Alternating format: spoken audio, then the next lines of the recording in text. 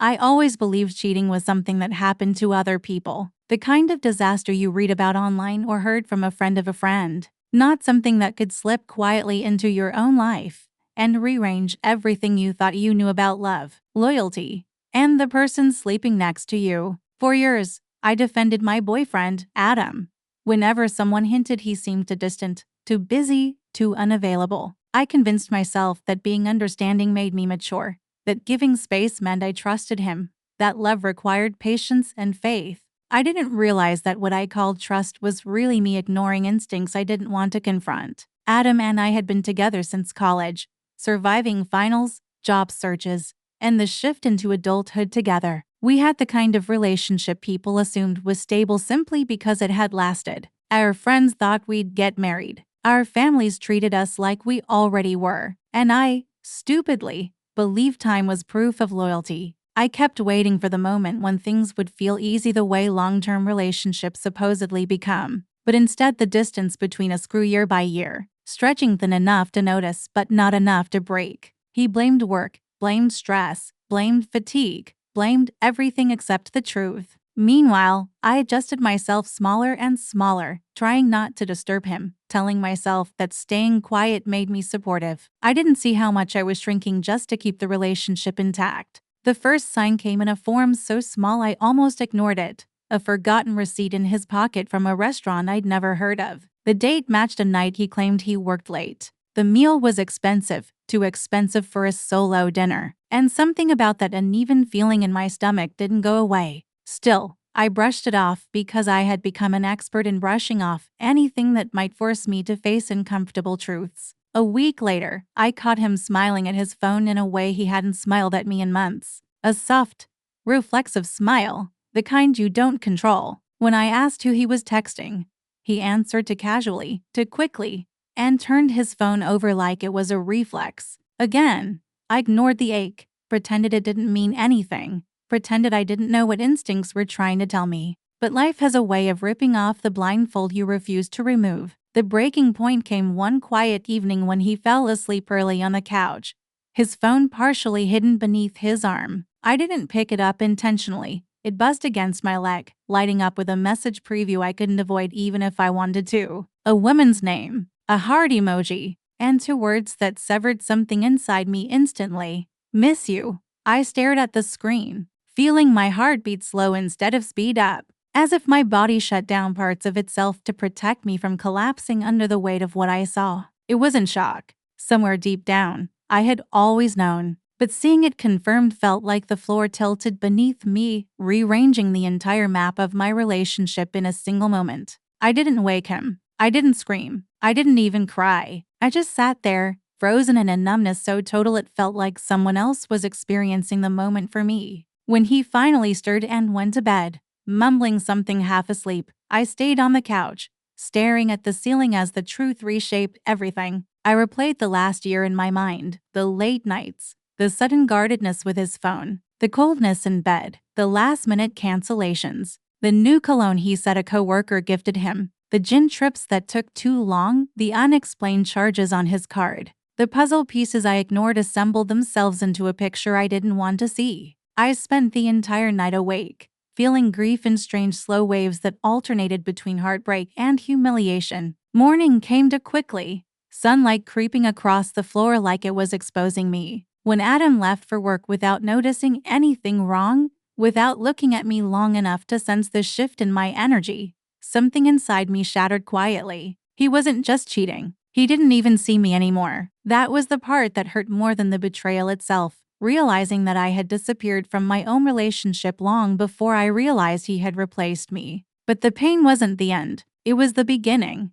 The beginning of uncovering just how deep his betrayal went. The beginning of understanding the kind of person he really was. The beginning of discovering the truth that would twist this entire story into something far darker than simple infidelity. What I found next wasn't just proof of cheating. It was a revelation that would spiral into a level of manipulation, deceit, and cruelty I never imagined Adam was capable of. He didn't just cheat on me. He built an entire second life right under my nose, and I was about to uncover every piece of it. The days after that night felt unreal. like I was walking around in a haze that only sharpened when pain cut through it. I kept replaying the moment I saw Liam with her, the way my heart had dropped without warning, the strange numbness that wrapped around me instead of immediate rage. It was as if my body had gone into survival mode, refusing to let the truth hit me all at once because it knew the impact would destroy me. I went home that night carrying a version of myself that felt cracked and finished, like someone had shattered the edges of who I was. I didn't sleep. I lay awake listening to the soft hum of my fan while my mind replayed everything I had ignored for months, maybe years. All the little instincts I brushed off because I wanted so desperately to believe in him. I thought about the late-night work calls he always refused to take in front of me, the subtle shift in his tone when I asked about certain weekends, the increased gym visits that never showed on his body, the cologne I didn't recognize lingering on his jacket once but convinced myself was my imagination. I had become an expert at lying to myself because trusting him felt safer than acknowledging the growing cracks. I thought loyalty meant endurance, patience, choosing love over fear. But now I understood how blind I had been, how willing I was to carry the emotional weight of our relationship alone while he used that same loyalty as camouflage for his betrayal. The next morning, I still hadn't cried. My eyes burned with dryness, not grief. My stomach felt hollow, my limbs heavy. It was like my body was grieving before my emotions even caught up. Friends texted me asking if I wanted to meet for brunch or study together, and I sat staring at my phone feeling like an entirely different person from the girl they knew. I couldn't bring myself to answer. Not yet. Not when the truth was still sitting in my throat like a stone I couldn't swallow. I spent the whole day avoiding the one thing I knew was coming: Liam's messages. When I finally picked up my phone in the late afternoon, there they were. Missed calls, texts, voice recordings, all in the exact tone I expected: concerned, frantic, confused, pretending nothing was wrong at first, then slowly shifting into panic. He said he didn't know why I had left early last night. He said he wanted to talk. He said he hoped I wasn't upset. He said he loved me. He loved me. Those words felt poisonous now, like they carried the fingerprints of someone else. A stranger. I turned off my phone and set it face down on my nightstand, as if that simple motion could block out the reality waiting for me. My mind didn't fight the truth this time. It let it settle. It let the betrayal take shape. And when it did, the pain finally hit. It wasn't loud. It wasn't dramatic. It wasn't the explosive heartbreak movies show. It was suffocating, slow, heavy, like grief had seeped into my bloodstream. I curled up in my bed and let my chest tighten until breathing became something I had to consciously remember to do. The tears didn't come yet, just that crushing pressure. I kept asking myself what was wrong with me, what I had done to deserve it, which part of me wasn't enough. And that thought spiraled until the entire day blurred into a fog of self-blame. By the time night came, I hadn't eaten, hadn't moved except to walk to the bathroom once, hadn't spoken to anyone. When my phone vibrated again, I ignored it. When it vibrated 10 more times in a row, I put it in my drawer. I didn't have the strength to hear his voice. Not yet. Maybe not ever. The next morning, my body felt like it had been hit by something physical. Heavy limbs, swollen eyes, even though I hadn't cried, a pounding behind my forehead. I dragged myself into the kitchen and forced myself to drink water, the coldness grounding me just enough to keep me upright. I needed clarity. I needed control. I needed to stop spiraling long enough to think. So I sat at the table staring out the window at the neighbor's dog running in circles, and for the first time since I caught Liam cheating, a strange, unexpected feeling flickered inside me. Not hope, not strength, something else. Awareness. Awareness that this was bigger than him, bigger than the moment I caught him. It was the slow accumulation of every time he dismissed my concerns. Every time he made me feel insecure then blamed me for being sensitive. Every time he compared me to other women in subtle ways he pretended were jokes. He hadn't cheated because I wasn't enough. He cheated because he believed I would never leave, and the realization crawled over my skin like electricity. I wasn't crying anymore. I wasn't shaking. I wasn't spiraling. I was waking up. When my phone buzzed again later that afternoon, I finally checked it. Not because I wanted to talk to him, but because I needed to see what he would try next. His tone had changed. Now he sounded scared, apologetic, begging.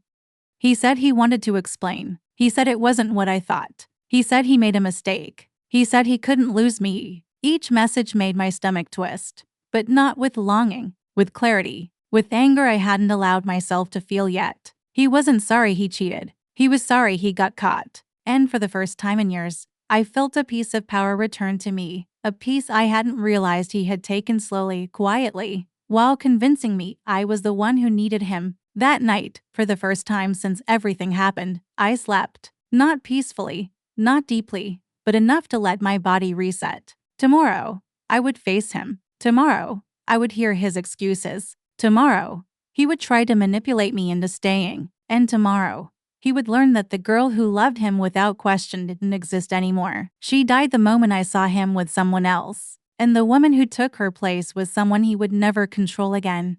The days after everything unraveled felt like walking through fog with a weight strapped to my chest. Every breath thick and heavy, every thought tangled between rage and heartbreak. It was strange how betrayal didn't hit all at once, but instead came in waves, each one colder than the last, each one carrying a new realization I hadn't processed before. After finding the messages between Jason and Mia's wife, and after Mia herself confirmed what had been happening for months, my mind kept replaying every small detail that suddenly made sense in a way it never had when I was blinded by trust. The late nights, the sudden work emergencies, the change in his tone, the emotional distance, the way he guarded his phone like it was a piece of evidence rather than a device. I kept remembering the nights I cried myself to sleep thinking he had lost interest in me, not realizing it wasn't disinterest, it was displacement. He hadn't stopped loving. He had just stopped loving me. And the worst part was that I hadn't even been suspicious. I had been loyal. I had been supportive. I gave him space because I trusted him,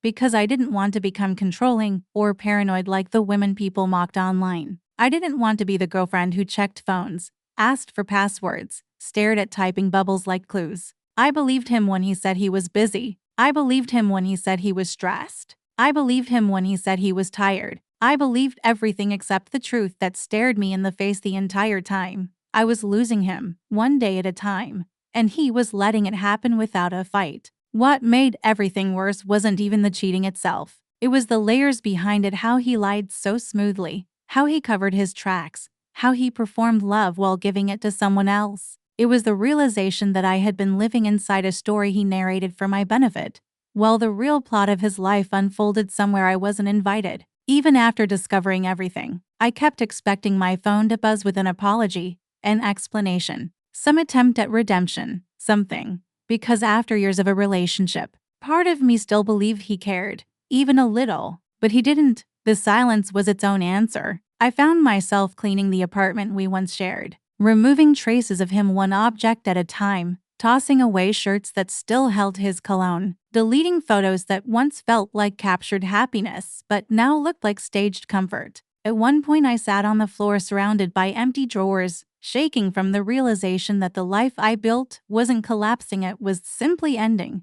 Abruptly, violently, without my consent. And as I threw the last of his things into a trash bag, I felt a strange mix of grief and relief. Grief because the version of me who loved him died the moment I learned the truth. Relief because the version of me who tolerated less than she deserved died with her. But the story didn't end with me kicking him out of my life. Because betrayal has a habit of multiplying before it stops. The real twist came 3 days later when Mia reached out again, not just to vent, not just to share pieces of the puzzle, but to tell me the part she hadn't wanted to share the first time. She had discovered that Jason and her wife weren't just cheating. They were planning to leave us both. Not for each other, something much worse. They were planning to move to another city together using money that didn't belong to them. Money that Jason stole from our shared savings account. Money I had been putting aside for years for emergencies, for our future, for stability. Money suddenly missing without any record of where it went. And the worst part, the part that made my blood turn ice cold, was that he withdrew it in increments small enough to avoid triggering alerts. Spread out over months, trusting that I would never check because he had convinced me he was the responsible one with finances. Suddenly I wasn't just the cheated-on girlfriend. I was the funder of their future. Every date he took her on, mine. Every hotel room, mine. Every secret trip, mine. The betrayal wasn't emotional, it was financial, strategic, calculated, and that realization broke something in me far deeper than the cheating itself. It wasn't just that he didn't love me. It was that he saw me as someone he could use until he no longer needed me. I wasn't his partner. I was his safety net, his resource, his placeholder. And when Mia's message ended with a screenshot of a non-refundable airborne reservation in another state, booked with my card, under his name, for dates starting next week, something inside me snapped with a clarity I had never felt before. This wasn't heartbreak anymore. This was a crime. And suddenly, every tear, every sleepless night, every moment of guilt shifted into something sharp and cold and powerful. I wasn't going to cry anymore. I wasn't going to wait for explanations that wouldn't come. I wasn't going to let him walk away from the devastation he caused. Because he hadn't just ruined our relationship. He had tried to ruin my life. And I was done being the quiet, heartbroken girl who accepted endings she didn't deserve. I was going to fight back. And he had no idea what was coming. The week after everything collapsed felt unreal. Like I was walking through scenes from someone else's life while mine hovered somewhere above me. Still stunned by impact. Every morning I woke up with that same heavy punch of remembering. The same cold rush through my chest when my mind replayed the moment I found him with her. The way his face twisted from guilt into anger. The way he tried to blame me as if his betrayal was my responsibility. I kept thinking the shock would fade, but instead it hardened into something quieter, something sharp and controlled, something that made me see every memory with new clarity. For days I went through life in a detached haze, working, studying, cleaning my apartment, eating because I had to, breathing because my body knew how. But beneath it all was a slow, simmering transformation I hadn't fully realized yet. I wasn't breaking. I was waking up. People talk about heartbreak like it destroys you, but sometimes heartbreak hands you a mirror you should have looked into years ago. I started remembering things he did that I brushed off as stress, dismissiveness I excused as tiredness, sudden bursts of anger I blamed on myself. I remembered how he always needed praise but gave so little in return. How he expected loyalty without offering commitment. How he demanded trust while guarding every inch of his phone like it contained the secrets of a government agency. I remembered how small I had felt around him without understanding why. Now I understood. The cheating wasn't a random mistake. It was the final symptom of a sickness he had been carrying long before I ever loved him. And once I saw it for what it was, everything else snapped into place. I stopped questioning what I lacked and started recognizing everything I had always given. The guilt that clung to me in the first few days, the voice asking whether I could have prevented it, started fading as the truth settled deeper. There was nothing I could have done. He cheated because cheating was who he was. He betrayed because betrayal was easier for him than honesty. And the more I repeated that truth to myself, the more I felt something inside me rebuild in a different shape. The days passed and I heard nothing from him at first, but I knew silence wasn't going to last. Men like him don't vanish. They wait for the perfect moment to pull you back just enough to soften their guilt. And he didn't disappoint. The messages started slowly, the classic, predictable script. First came the self-pitying, "I can't believe you left like that," followed by the angry accusations about how I overreacted. Then the patronizing voice notes telling me we should talk like adults. I blocked him. Then came the emails, long emotional paragraphs about how we owed it to our history to talk things out. I blocked those too. Then came the humiliating apology, the one dripping with dramatic repentance, telling me he had made a mistake, that she meant nothing, that he couldn't live without me. But none of his words reached me anymore. I didn't feel pulled. I didn't feel tempted. I didn't feel weak. I felt free. And he could sense it. That was when the tone changed again. Not remorse, not anger, but desperation. He showed up outside my building twice, pacing on the sidewalk, sending messages through random numbers saying he needed closure. I didn't go down. I didn't give him that power, because closure wasn't something he could give me. It was something I had already given myself. But the real turning point, the moment that solidified everything, came a few days later when one of our mutual friends messaged me with screenshots. He wasn't just trying to get me back. He was telling people I had driven him to cheat by being too focused, too cold, too distant. He was rewriting history to protect himself. That was when the last piece of fear inside me evaporated completely. I expected to cry, or shake, or feel rage. But instead I felt a strange peace, like his lies confirmed something I already knew, that he would never take responsibility. Not because he couldn't, but because he didn't know how. And once I accepted that, I realized something even more important. I no longer needed an apology to move on. I no longer wanted one. I didn't want anything from him. Not closure. Not explanations. Not promises. Not even regret. My healing wasn't tied to his accountability anymore. It belonged entirely to me. For the first time since everything happened, I slept through the night for the first time. I woke up without the weight of his betrayal sitting on my chest.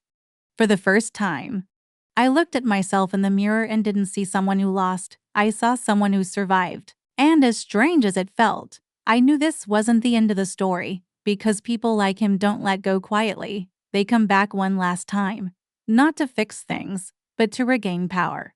And deep down I felt it, a shift in the air, a tightening of the thread that connected us. He wasn't done yet, but this time, neither was I. The days after everything blew up felt strangely quiet, like the world had finally stopped spinning after months of chaos. But I couldn't tell yet if it had settled into peace or simply paused before the next eruption. For the first time since discovering the affair, I wasn't waking up in panic or confusion. Instead, there was a numbness spreading through me, steady and strangely comforting.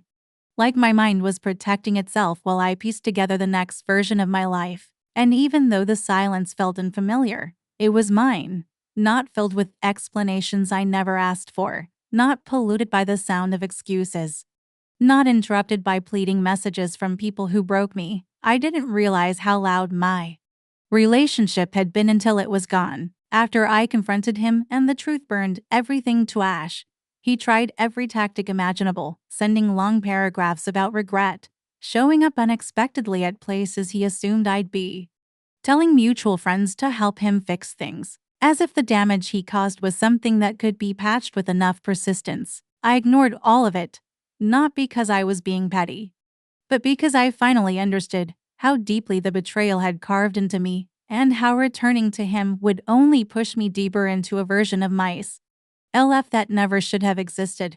I allowed the relationship to end without ceremony or closure, because closure is something you give yourself, not something the person who hurt you gets to sculpt. But as I rebuilt myself in the background, the fallout spread through his life in ways I didn't expect.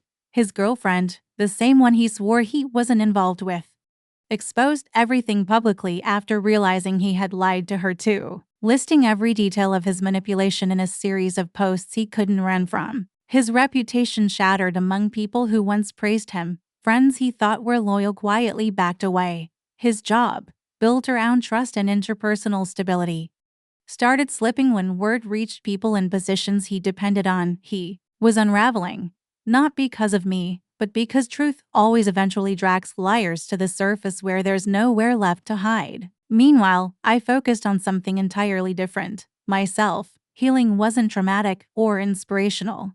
It wasn't clean or linear. It was morning silence, long walks, and comfortable realizations.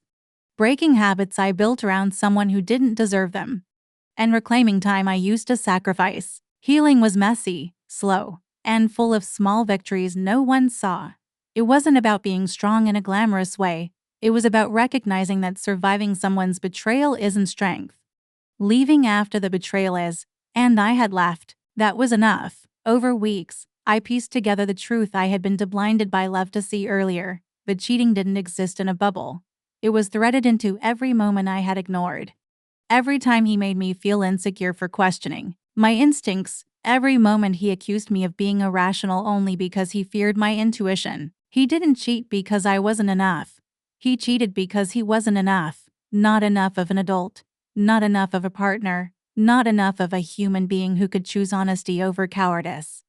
I spent so long trying to be the perfect girlfriend that I didn't notice he wasn't even trying to be a decent boyfriend. The more I understood this, the more my anger shifted into something cleaner, clarity. The clarity that I didn't lose anything valuable. I simply shed something harmful. My life grew quieter, steadier. I slept deeper. My appetite returned. My reflection changed. As the tension in my face softened, I found joy in small places, in grocery store aisles, in parking lots after long days, in evening routines I built just for myself. Healing wasn't pretty, but it was liberating. And just when I thought the story was over, Life added a final chapter. Months later, I saw him unexpectedly at a cafe. He looked smaller somehow, tired in a way I had never seen. The weight of his choices carved into his expression. For a moment, I braced myself for the rush of old pain or anger, expecting my body to react the way it always had. Instead, I felt nothing. Not numbness, not longing, not hate, just nothing. The clean, calm kind of nothing that comes from finally being free. He approached me slowly, clearly hoping for a moment. For forgiveness, for a chance to rewrite what had already been written. But he wasn't part of my story anymore. He had been a lesson, a turning point, a chapter, not the ending. I didn't need an apology. I didn't need closure. I didn't need anything from him. I walked away before he could speak, and for the first time, he couldn't follow. I didn't look back, and that was the real ending. Not confrontation, not revenge, not dramatic justice. The real ending was that I outgrew him. I outgrew the version of myself that accepted so little. I outgrew the life I had shrunk to fit into loving someone who didn't deserve the softness I gave, and I stepped into a new life where I no longer needed him, wanted him, or missed him. He became a story. I became the author. And this time, the next chapter was mine alone to write.